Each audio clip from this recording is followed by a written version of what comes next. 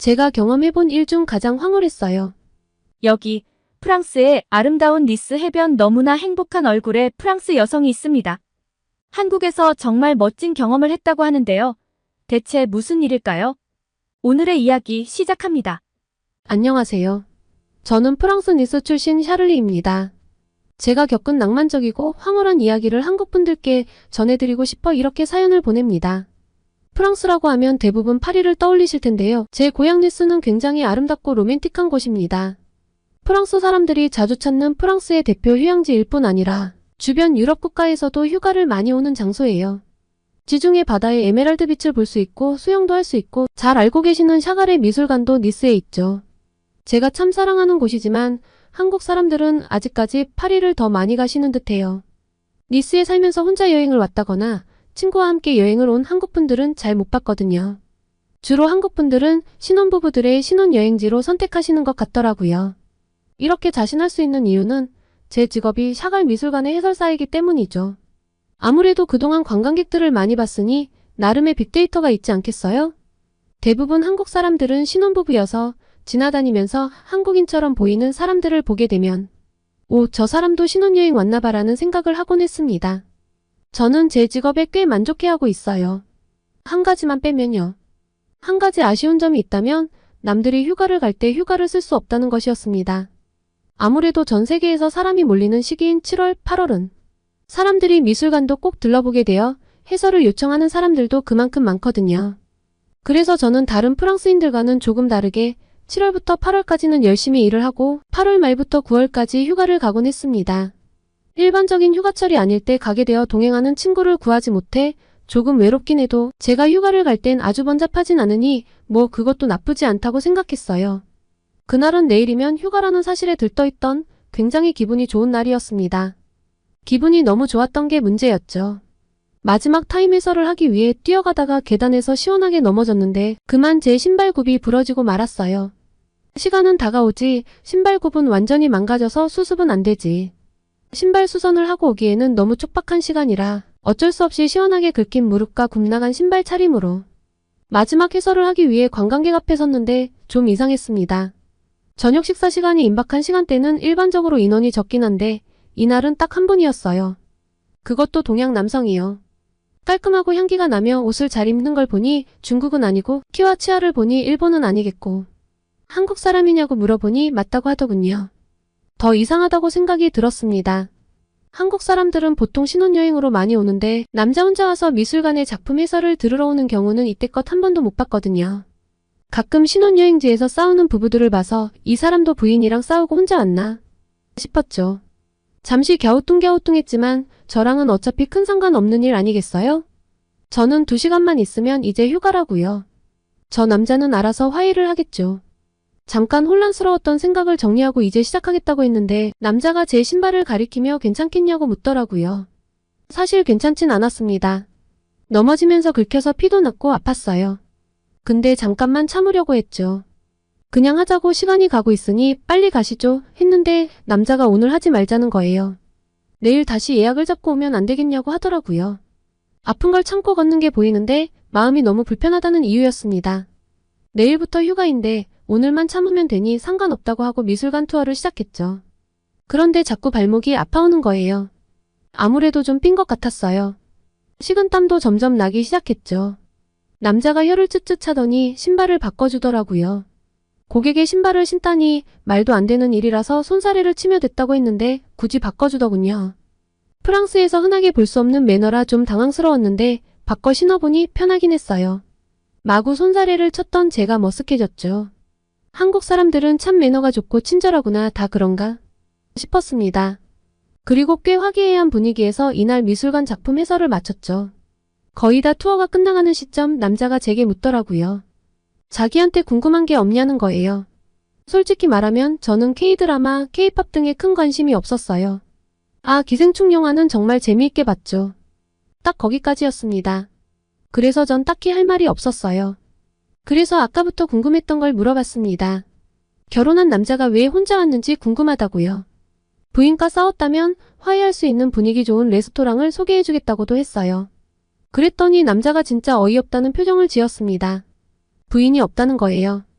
결혼을 한 번도 안 한 사람에게 무슨 소리냐고 하더라고요. 잠시 침묵이 흘렀습니다. 오해를 멋대로 한 게 사실이니 미안해졌죠. 사실 저는 동양인에게는 전혀 관심이 없었어요. 그냥 일로 관광객들을 많이 접하니 중국인과 일본인, 한국인을 구분할 수 있는 정도죠. 이제까지 한국인과의 교류는 나의 고객 그 이상도 이하도 아니었어요. 특히 중국인들은 이상한 추파를 던지는 경우가 많아서 중국 관광객들은 제게 기피 대상일 뿐이었습니다. 아래 위로 절 훑어본다든가 퇴근 후에 뭘 하냐며 따로 만나자는 사람들은 지금 생각해도 진절머리가 나네요. 사실 그래서 동양인 전체에 대한 시각이 정말 안 좋아진 동료들도 여럿입니다. 그런데 제게 보여준 매너 때문일까요? 이 한국 남자는 뭔가 다른 느낌이었습니다. 하지만 그 이상의 뭔가는 생길 수 없었죠. 전 내일부터 휴가고 이 남자는 한국으로 돌아갈 테니까요. 그렇게 퇴근한 다음날 아침 저는 몹시 우울해졌습니다. 아무래도 발목이 심상치 않았어요. 놀러 가기는 어려울 정도로 발목이 불편해져서 모든 휴가 계획을 다 취소했죠. 우울함에 휩싸여 집안에 처박혀 있었는데 이대로 휴가를 날려보내기는 너무 아깝다는 생각이 들었어요. 계획했던 액티비티는 할 수 없을 테니 이번 휴가에는 니스 해변으로 나가 책도 읽고 수영도 하고 해변에서 일광욕을 하며 지내기로 했습니다. 아주 피크인 휴가철이 아니니 번잡스러운 시기는 지나 괜찮을 거라고 생각했고요. 해변으로 나가 누워서 일광욕을 즐기고 있는데 눈앞에 그림자가 어른거리더라고요. 선글라스를 내려본 전 입이 떡 벌어져서 정신을 차릴 수 없었죠. 휴가 전날 만났던 그 한국 남자가 제게 인사를 하는 거예요. 그러더니 제 옆에 앉더라고요. 반갑기도 하고 신기한 마음에 이야기를 시작했습니다. 남자의 이름은 지호였어요. 퇴사 후 다른 회사로 이직을 할 예정인데 어느 정도 여유 시간이 생겨 잠시 쉬기 위해 혼자 유럽 여행을 왔다고 했습니다. 원래 니스에는 올 생각이 없었는데 파리로 여행을 갔다가 파리의 지저분함에 질려서 여행 계획을 틀어서 이곳에 왔다고 하더라고요. 시간 가는 줄 모르고 이야기했던 그날이 생생하네요. 낯선 문화권의 사람이지만 말도 잘 통하고 재미있는 사람이라는 생각이 들어 그날부터 매일 만났습니다. 그리고 이 한국 남자 지호 씨도 저에게 비슷한 생각을 가졌던 것 같아요. 원래는 니스에서 다른 나라로 넘어갈 생각이었는데 일정을 모두 취소했다고 하더라고요. 아주 짧은 시간이었지만 우리는 빠르게 가까워졌습니다. 문제는 지호 씨가 집으로 돌아가야 한다는 거죠. 다른 회사로 이직 예정이었으니 저희의 이별은 정해져 있는 수순이었어요. 헤어질 날이 가까울수록 의도적으로 이별에 대한 이야기를 피했습니다. 그리고 저희는 무덤덤하게 헤어졌습니다. 사실 1, 2주 남짓한 짧은 시간 만난 건데 울고불고 하는 것도 웃기잖아요. 여름 휴가철에 아주 짧은 불장난, 재미있었던 추억 정도겠지 하고 정말 쿨하게 보내줬습니다. 그런데 가슴 한가운데가 뻥 뚫린 느낌이었습니다. 연애를 하고 이별을 하는 게 처음도 아닌데 이게 무슨 감정인지 혼란스럽더라고요. 이 짧은 기간을 연애라고 정의하기도 웃긴 걸 머리로는 아는데 이런 공허함은 처음이라 스스로도 당황스러웠어요. 일반적인 프랑스 사람들은 2, 3년 넘게 만나도 사랑해 라는 고백을 하지 않는 경우도 많거든요. 사랑해 라는 고백은 정말 연인임을 인정했을 때나 하는 말이고 저는 이때껏 이 말을 입 밖으로 뱉어본 적이 없었어요. 그런데 처음으로 이게 사랑인가? 하는 생각이 들더라고요. 지호 씨도 마찬가지였던 것 같아요. 저희는 시차에도 아랑곳하지 않고 잠을 줄여가며 꾸준히 소식을 주고받았죠. 결국 몇 개월 만에 마음이 더 커지고 말았습니다. 제 신경은 온통 어떻게 하면 우리가 정말 진지하게 미래를 함께할 수 있을지에 쏠렸죠. 그러던 중 지호 씨가 한국에 한번 놀러오지 않겠냐는 제안을 했습니다. 와서 자기 부모님을 한번 뵈었으면 좋겠다고요. 그리고 좀 더 구체적으로 우리의 미래를 그려보자고 했습니다. 때마침 제가 겨울이 가까우며 관광객이 줄어드는 시즌이라 쉴 수 있었거든요. 망설임 없이 한국으로 갔습니다. 그리고 지호 씨를 만나게 되었죠. 출국장에서 환하게 웃으며 저를 반겨주는 지호 씨를 본 순간 저는 확신을 했습니다. 이 사람에게 제 인생을 걸어봐도 되겠다고 생각했어요. 난생 처음으로 인천공항에 도착해 밖으로 나온 순간 느꼈던 황홀함은 아직도 잊을 수가 없네요. 으리으리한 인천공항에 대해서는 인터넷 검색을 통해 알고 있었는데 서울로 오는 동안 보았던 송도의 반짝반짝한 밤 풍경은 정말 황홀경이었어요. 최첨단의 현대 도시, 이게 한국의 첫인상이었습니다. 한 번도 한국을 와보지 않았던 저는 이리저리 두리번거리기에 바빴죠. 그런데 이날 밤 지호 씨가 제게 제안을 하더라고요. 원래 서울 관광이 먼저인데 대전에 먼저 가보면 어떻겠냐고요. 자기 부모님이 몹시 보고 싶어하니 빨리 만나보았으면 한다고 했죠. 사실 한국에 온 이유는 오직 하나, 지호 씨였기 때문에 저는 관광 계획이랄 게 없었습니다. 게다가 대전이 지호 씨의 고향이라니 거절할 이유가 없었어요. 다음날 서울역에서 KTX를 타고 대전으로 향하기로 했죠.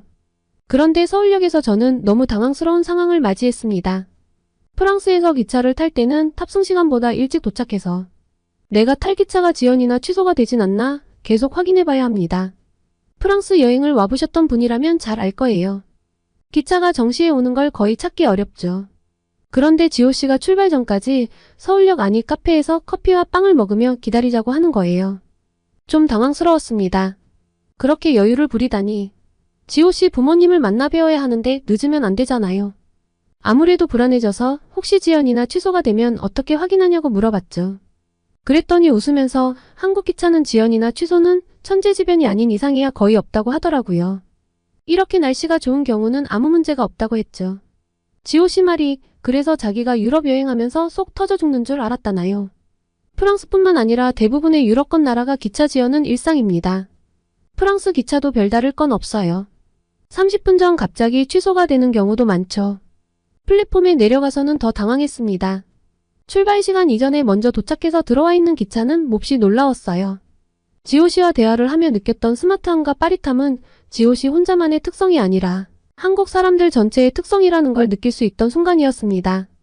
한국인들은 원래 이렇게 철저하구나 싶어 놀라웠죠. 한국이 나날이 발전하는 이유는 이런 기차 시간 같은 사소한 부분도 약속을 잘 지키는 꼼꼼함과 철두철미함이 있어서 아닐까요? 그리고 한국에 와서 프랑스와 비교가 되기 시작하며 의아한 점도 생겼습니다. 프랑스 사람들은 파업은 그렇게 하면서 왜 이런 기차 운행 약속은 더럽게 못 지킬까요? 하지만 전 이내 한국의 문제점을 발견했죠. 아니 글쎄 티켓을 검사하질 않더라고요. 프랑스에서는 어플에서 티켓을 보여주거나 종이 티켓을 보여줘야 하거든요. 들어갈 때 티켓을 보자는 사람이 아무도 없길래 저희가 좌석에 앉아있으면 누군가가 와서 확인할 줄 알았죠. 그런데 아무도 확인을 안 하더라고요. 승무원스러운 사람들이 지나가도 표를 달라는 말을 안 하는 거예요. 바로 출발해버리는 기차에 당황해하니 지호 씨가 빙그레 웃더라고요. 놀라서 물어봤습니다. 기차표를 확인하지 않으면 어떻게 해? 한국은 승무원들이 판매된 좌석과 판매되지 않은 좌석을 매치하기만 한다고 하더라고요. 세상에나 한국은 얼마나 시민의식이 높길래 이런 게 가능한 걸까요? 프랑스는 아마 이렇게 하면 무임승차를 하는 사람들과 노숙자, 소매치기로 기차의 대혼란이 벌어질 거예요. 이렇게 신뢰가 구축된 사회가 한국이라니 제가 SNS를 통해 접했던 한국은 정말 극히 일부만 보았던 거구나 싶었습니다. 제 생각보다 한국은 더 깔끔하고 쾌적하며 프랑스와는 전혀 다른 정확성이 있는 곳이었습니다. 한국의 모습들이 정말 마음에 쏙 들었어요. 그리고 저는 대전에서 지호 씨의 부모님을 만나게 되었죠. 처음 저를 보자마자 환하게 웃으며 손을 잡아주시는데 마치 제 부모님을 만난 것 같이 마음이 편해졌습니다. 저희는 엄청나게 으리으리한 식당으로 갔습니다.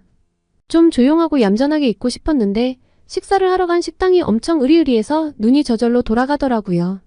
건물 전체가 다 식당이라니 이미 규모에서 압도당했는데 나온 상차림을 보고 기절할 뻔했습니다. 한꺼번에 수많은 반찬과 음식이 엄청나게 깔리더라고요. 너무 당황해서 남자친구에게 속삭였습니다. 왜 이렇게 음식을 많이 시킨 거야? 이거 우리가 다 못 먹을 것 같은데. 프랑스는 미식의 나라라고 보통 이야기하잖아요. 저는 다른 건 몰라도 요리에 있어서는 프랑스 요리가 최고라고 생각했는데 이날 한정식을 먹어보고 생각이 바뀌었어요.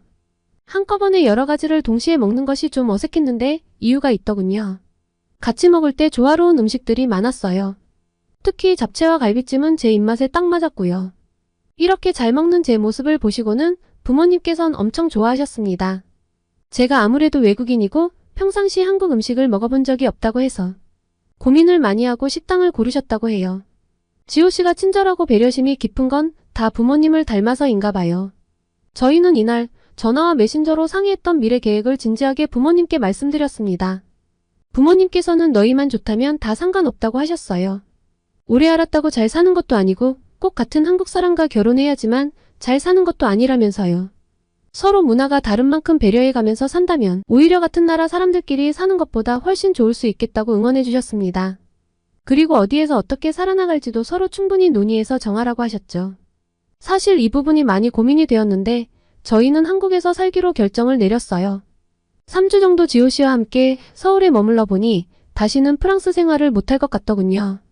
아무래도 외국인이 한국에 와서 결혼해서 살 것을 생각해야 하니 미리 확인해 볼 것들이 많고 서류도 떼볼 것들이 있었는데요. 한국은 모든 행정 처리에 걸림돌이 없더라고요.